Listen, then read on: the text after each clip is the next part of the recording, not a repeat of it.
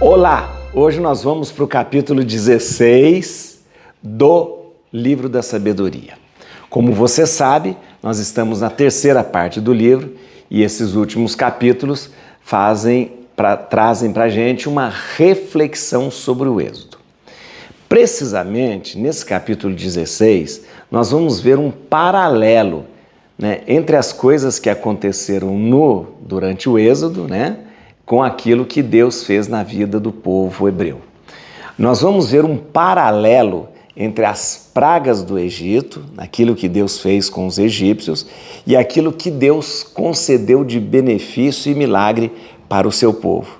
De um lado, a praga do Egito, de um outro, os milagres que Deus concedeu. Então você vai ver que interessante o paralelo, tá bom? Tá certo? Então vamos lá.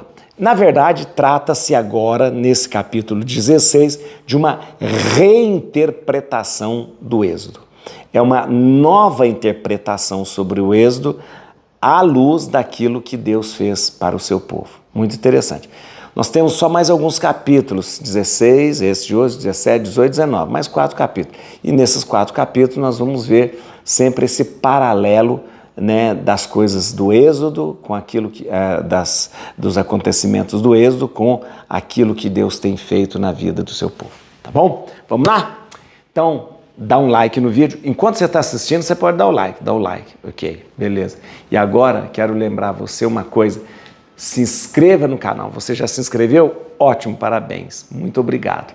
E outra coisa importante. Quero agradecer você pelos comentários e pelas sugestões, por tudo que vocês escrevem, tá certo?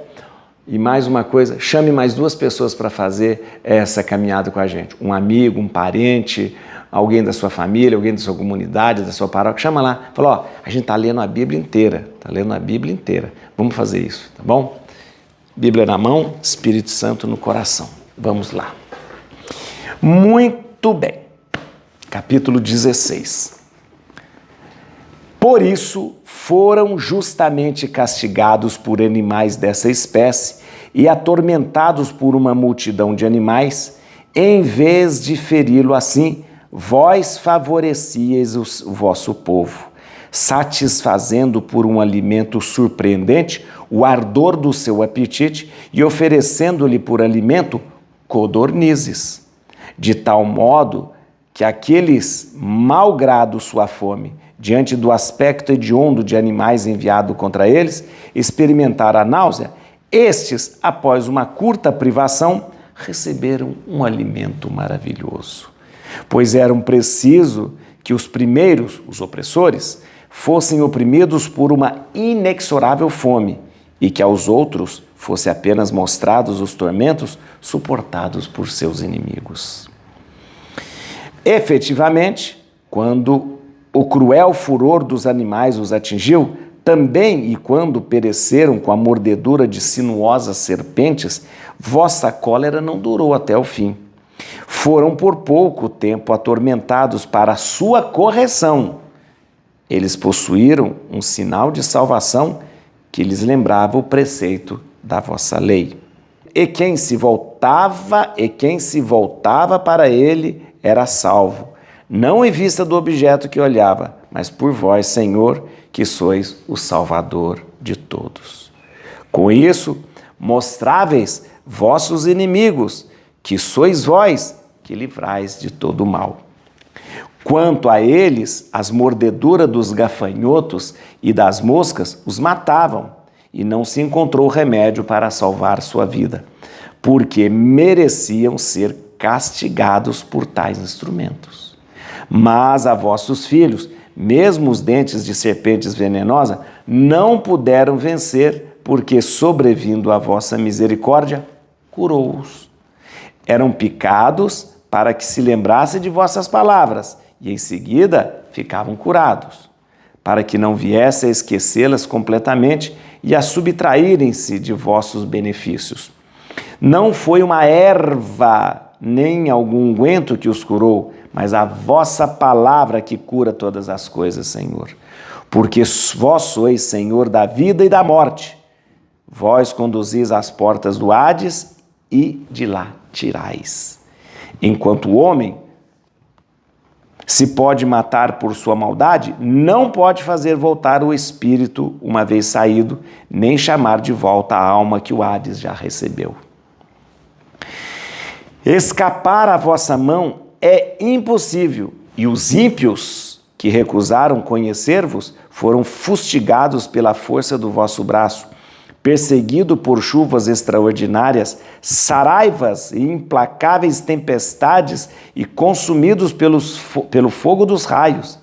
O que havia de mais admirável ainda é que na água que tudo extingue, o fogo tomava mais violência, porque o universo toma a defesa dos justos. Ora, a chama temperava seu ardor, para não queimar os animais enviados contra os ímpios, para que estes se apercebessem e reconhecessem que eram perseguidos pelo julgamento de Deus. Ora, excedendo sua força habitual, o fogo ardia mesmo no meio da água, para distrair os frutos de uma terra iníqua. Mas, pelo contrário, foi com o alimento dos anjos que alimentastes vosso povo, e foi do céu que, sem fadiga, vós lhe enviastes um pão já preparado, contendo em si todas as delícias e adaptando-se a todos os gostos. Esta substância que dáveis se parecia com a doçura que mostráveis a vossos filhos. Ela se adaptava ao desejo de quem a comia e transformava-se naquilo que cada qual desejava. Embora fosse como neve e gelo, ela suportava o fogo, sem se fundir, para mostrar que era para os inimigos que o fogo destruía as colheitas, quando ardia, apesar de saraiva, e brilhava debaixo das chuvas, enquanto que, quando se tratava de alimentar os justos, até perdia sua natural violência. A criatura que vos é submissa a vós, seu Criador, aumenta sua força para castigar os maus e os modera para o bem dos que puseram em vós sua fé. Do mesmo modo, transformada em tudo o que se queria, servia a vossa generosidade que a todos alimenta, segundo a vontade do que delas tinham necessidade, para que os filhos que vós amais, Senhor, aprendessem que não são os frutos da terra que alimentam o homem, mas é vossa palavra que conserva em vida aqueles que creem em vós. O que não era destruído pelo fogo, fundia-se ao simples calor de um raio de sol, para que se soubesse que é preciso antecipar-se ao sol para vos agradecer, e que é preciso adorar-vos antes de raiar o dia, porque a esperança do ingrato é como a geleira do inverno, que se derramará como água inútil. Muito bem, nós tivemos aqui um paralelo muito bonito daquilo que aconteceu nas pragas do Egito com aquilo que Deus fez em favor do seu povo. É muito interessante isso, muito interessante isso. Por quê? Nós começamos falando aqui justamente daquilo que aconteceu do paralelo das codornizes e das rãs. Na praga do Egito, vem aquele monte de rã que faz com que as pessoas fiquem enojadas. E eles praticamente morrem de fome por causa da quantidade de rãs que vem estragar os alimentos, que vem contaminar os alimentos e tudo isso. Paralelamente, olha que interessante, lá no deserto, quando o povo sente fome, não é visto como castigo. Não. Mas é visto como uma correção do povo de Deus. Porque logo em seguida, ao invés de rãs, Deus envia codornizes. Codornizes que eles caçam e se alimentam com aquela carne. Ou seja, mesmo no deserto, Deus não deixou o seu povo perecer, mandando codornizes. Vê o paralelo? Rã para os egípcios, codornizes para o seu povo. Mais um paralelo que o texto traz, as serpentes. Olha que interessante. As serpentes em relação aos outros, aos gafanhotos e aos piolhos, os gafanhotos e como chama, as moscas, piolhos. Olha que interessante. Para os egípcios é enviado gafanhotos. Desculpa. É enviado gafanhoto, piolhos, moscas, tudo aquilo que picam e fazem com que o povo morra. As moscas, né, a praga das moscas, né, fazem com que muitas pessoas morram. Aliás, muitas pessoas morram, porque mosquitos ali no Egito, aliás, um mosquito que transmite a dengue, como que chama? Aedes aegypti, do Egito.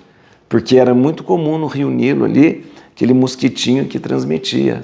Então você imagina quantas pessoas morreram picadas por esses mosquitos. Então veio aquela praga dos mosquitos, né? Praga dos mosquitos que matou muita gente e também os gafanhotos que matou muita gente. Em contrapartida, Deus envia para o seu povo no deserto serpentes.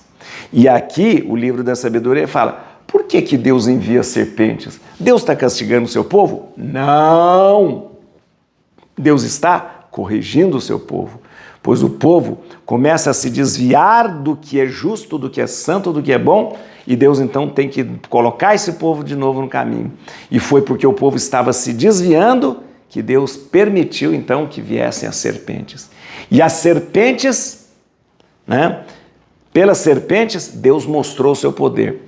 Porque Deus manda fazer uma haste com uma serpente e fala: quem voltar-se o seu olhar para essa serpente de bronze vai ser salvo.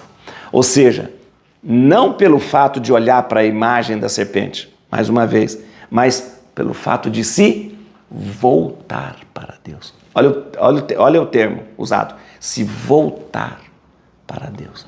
Então, a haste da serpente era só um símbolo que lembrava o poder de Deus. Então você se volta para Deus. E aqui é muito importante vocês lembrarem, no versículo 7, ó. E quem se voltava para ele, para aquela haste de serpente, era salvo. Não em vista do objeto que olhava, mas por vós, Senhor, que sois o Salvador de Deus. Está vendo aqui? Eu quero que você veja. Aqui a própria Bíblia está falando isso. Não é a imagem que tem poder. É a Bíblia que está falando. Então não tem problema ter imagem disso, imagem daquilo. Não é por causa da imagem, mas por causa daquilo que a imagem representa. A própria Bíblia fala isso. Quem se voltava para ele, naquela haste, né, era salvo. Não em vista do objeto, então, que olhava, mas para vós, Senhor. Então, aos idiotas de plantão que fica criticando nós católicos que temos imagens, vai ler a Bíblia um pouquinho mais. Só ler a Bíblia de verdade, né? Com honestidade. Então veja lá, não por causa do objeto que representa, não por causa do objeto, mas por causa daquilo que ele representa. Está aqui. Versículo 7, capítulo 16. Está entendendo? Não por causa do objeto, mas por causa daquilo que ele mostra, representa. Eu volto o meu olhar para o crucifixo. É aquele crucifixo? Não por causa do crucifixo, mas é aquele que o crucifixo representa que me salva. Volto o meu olhar para a imagem de Nossa Senhora, não por causa da imagem, mas a intercessão vem daquela que é representada naquela imagem. Bíblia, meu filho. Tem que conhecer de verdade, estudar, tá bom? Vamos lá então. Então, o que acontecia? Isso que é interessante. O povo egípcio morria picado pelos mosquitos e picado pelos gafanhotos, mas o povo de Deus era salvo, mesmo picado pelas serpentes, quando eles se voltavam para quem? Para Deus. Se voltar para Deus significa o quê? Conversão. E aí o paralelo continua trazendo para cá, para a gente, o paralelo da praga do granizo e do mar. Existe a praga da chuva de pedra, da chuva que vem, que acaba com tudo, acaba com a plantação, acaba com as casas, acaba com aquela chuva horrível, uma das 10 pragas, né? Para os egípcios chuva de pedra, chuva torrencial que destrói tudo. Para o povo de Deus, chuva de maná, pão que alimenta, pão que tem o sabor que você desejar, pão que traz a doçura de Deus. Olha o paralelo. Está vendo como que esse capítulo 16 é interessante? Esses paralelos entre o que aconteceu nas pragas e o que aconteceu durante a travessia, né, no Êxodo. Vamos lá, vamos pegar alguns versículos aqui para a gente ver. Só para lembrar que nesses últimos capítulos, que eu digo 16, 17, 18, 19, né, o livro da sabedoria vai traçar aí um paralelo entre as pragas, né, para os egípcios e os benefícios concedidos ao seu povo, né, o povo de Israel. Veja só, no versículo 2, aqui ó, em vez de feri-lo assim, vós favoreceis vosso povo, satisfazendo por alimento surpreendentemente o ardor de seu apetite e oferecendo-lhe por alimento codornizes. Olha aqui, então, olha que interessante, oferecia para o seu povo codornizes. Lá atrás, de tal modo que aqueles, malgrado sua fome, diante do aspecto hediondo de animais enviado contra eles, experimentavam a náusea. Né? Quais animais enviados contra eles? As rãs. Lá, aquele povo que humilhou o povo de Deus, foi mandado rãs. Para esse povo que está no deserto, foi mandado codornizes. Mas aqui, vamos lá, no versículo 6. Aquilo que eu falei para você. O versículo 6 mostra para a gente aquele paralelo da serpente.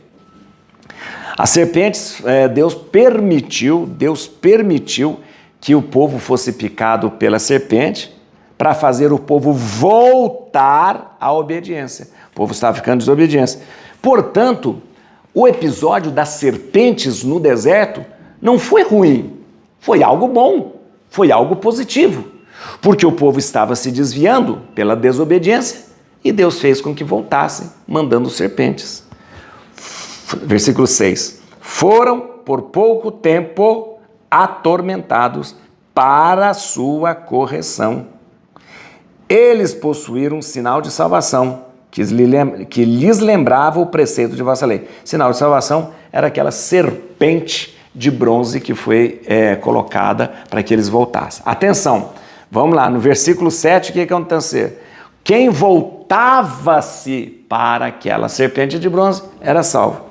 E quem voltava para ele era salvo. E quem se voltava para ele era salvo. Não em vista do objeto que olhava, mas por vós, Senhor, que sois o Salvador de todos. Aquilo que eu expliquei para você. Você voltava os seus olhos para aquele objeto, mas não era para aquele objeto, é para quem ele representava. Quem ele representava? O poder de Deus. Ora, se ele representava o poder de Deus, você estava se voltando para Deus. Então, se voltar aqui significa converter-se para Deus. Converter-se para Deus.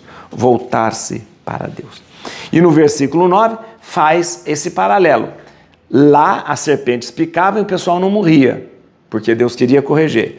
Versículo 9. Quanto as mordeduras dos gafanhotos e das moscas os matavam, e não se encontrou remédio para salvar a sua vida, porque mereciam ser castigados por tais instrumentos. Enquanto isso, lá atrás, os mosquitos e os gafanhotos levavam à morte aquele povo. Versículo 13 fala uma coisa muito interessante, porque é uma coisa que é importante, que o livro da sabedoria também perspassa. A morte não tem poder nenhum sobre o homem, porque Deus é que tem poder sobre a morte. Veja só que interessante. Porque vós sois Senhor da vida e da morte. Vós conduzis as portas do Hades e de lá tirais. Então, isso é importante a gente lembrar. A morte não limita o poder de Deus. A morte, ela não limita o poder de Deus, e a morte não tem a última palavra na nossa existência e na nossa vida. Por quê? Porque Deus é Senhor da vida, é Senhor da morte, Ele está acima de tudo isso. Então a morte não tem mais poder sobre nós. Versículo 16, outro paralelo aqui, o paralelo do granizo e do maná. Para o povo lá do Egito foi mandada uma chuva de pedra que acabou com todo mundo. Para o povo no deserto foi mandado uma chuva de maná. Veja só, versículo 16, quero lembrar você. E os ímpios que recusaram a conhecer-vos foram fustigados pela força do vosso braço, perseguidos por chuvas extraordinárias, saraivas implacáveis, tempestades e consumidos pelo fogo dos raios. Essa é a praga da chuva de pedra, da tempestade. Muito bem. E para o povo de Deus, versículo 20. Mas, pelo contrário, foi com o alimento dos anjos, maná, né, que alimentastes vosso povo, e foi do céu que sem fadiga vós lhe enviastes um pão um pão já preparado, contendo em si todas as delícias e adaptando-se a todos os gostos. Muito bem? O maná quando a gente estudou o Êxodo, você viu o que é o maná, né? O maná é um alimento muito interessante, nutritivo, né? Tem várias teorias sobre o maná, mas ele é muito nutritivo mesmo, muito nutritivo, e alimentou o povo e manteve o povo com bastante proteína. Maná é rico em proteína, né? E aí o que acontece, né? O maná, ele alimenta o povo durante a travessia do deserto. E esse maná é visto como algo muito miraculoso, porque ele tinha uma característica. Você colhia, você podia até cozinhar o maná, mas se você deixasse ao relento, quando o sol saía, ele se derretia. É interessante da doçura do mel que ele tem, versículo 21, olha que paralelo bonito isso. Essa substância, né, o maná que dáveis, se parecia com a doçura que mostráveis a vossos filhos, ou seja, a doçura do maná, né, a doçura do maná era um sinal da doçura de Deus. A doçura do maná era o símbolo da doçura de Deus. Símbolo da doçura de Deus. E para terminar aqui esse paralelo, o versículo 22 lembra esse caráter miraculoso do maná. Embora fosse como neve e gelo, ela suportava o fogo sem se fundir, para mostrar que era para os inimigos que o fogo destruía as colheitas, quando ardia debaixo das saraivas e brilhava debaixo das chuvas. No entanto, versículo 27, o que não era destruído pelo fogo fundia-se ao simples calor de um raio de sol. Isso aqui, gente, vem novamente trazer o que Êxodo capítulo 16 falou e Números capítulo 11 falou. O maná era assim, ele precisava ser colhido antes do raiar do sol. Por quê? Se você deixava o sol sair, o sol vinha e derretia todo o maná. Então você tinha que colher o maná antes do sol nascer, que todos os dias estava lá. Mas esse maná que era colhido antes do sol nascer, você podia cozinhá-lo, podia botar no fogo e podia comer ele, né? E olha que interessante, ele suportava o fogo para o cozimento, mas não suportava os raios de sol. E tem mais uma coisa, o maná, você colhia o que você precisava naquele dia. Se você colhesse mais tentando guardar para o outro dia, ele apodrecia. Então o maná tem essas características muito interessantes, e uma das características lindas do maná é justamente a doçura dele, doce como a ternura de Deus para conosco. E é isso, gente. O capítulo 16 vem trazer sempre essas pragas do Egito como castigo para o povo do Egito, mas essas agruras, esses momentos difíceis que o povo passa no deserto, como simples correção de Deus. E você sabe que é assim mesmo. Às vezes as dores e os sofrimentos que nós passamos, às vezes as crises que nós estamos vivendo, é só Deus tentando colocar a gente de novo no caminho. É Deus tentando me corrigir um pouquinho. É Deus permitindo uma serpente que me pique ali. É Deus permitindo que de repente eu possa ter um momento de dificuldade por causa da fome que eu passo. É Deus permitindo sempre algum momento de maior necessidade para que eu lembre que a única coisa que eu necessito mesmo é Deus na minha vida. Et crucem Domini, fugit partes adversa. Vite teleo detribiuda, radices David. Aleluia.